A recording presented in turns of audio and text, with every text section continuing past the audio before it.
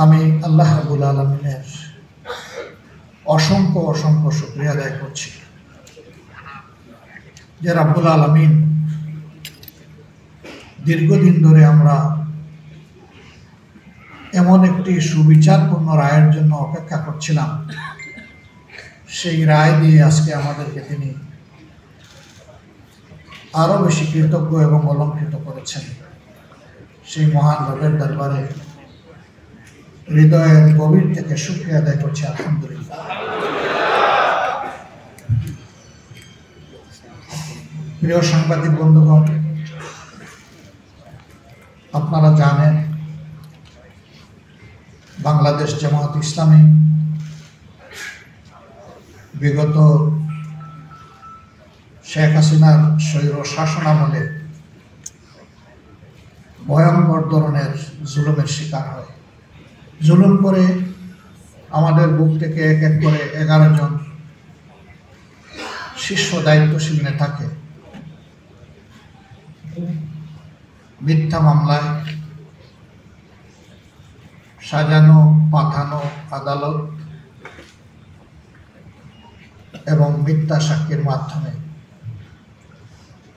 কার্যত judicial killing করা হয়েছে। যে জায়গায় বসে আজকে আমি কথা বলছি,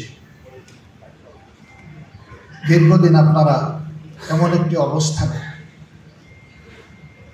যাদেরকে বসতে দেখেছেন, যাদের মুখের কথা শুনেছেন, কার্যত তাদের একজন ছাড়া দুনিয়া থেকে সবাইকে নির্মমভাবে বিদায় করে দেওয়া হয়েছে। আমি সেই সমস্ত পরম শ্রদ্ধেয় নেতৃবৃন্দ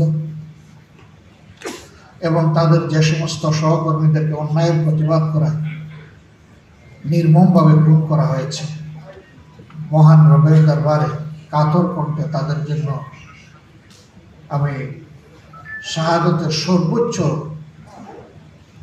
দরজা আমি কামনা করছি। তার পাশাপাশি স্বৈর শাসন আমলে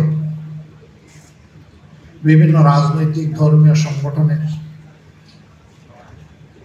সামাজিক সংগঠনের, মিডিয়ার কর্মীবৃন্দ এবং সাধারণ প্রতিবাদী জনগণ যাদেরকে নির্মমভাবে খুন করা হয়েছে, বিশেষ করে 24-এর গণবিপ্লবের সময় যাদেরকে হত্যা করা হয়েছে, আল্লাহ তাআলার দরবারে দোয়া করে আল্লাহ তাদেরকে শহীদ হিসাবে কবুল করুন।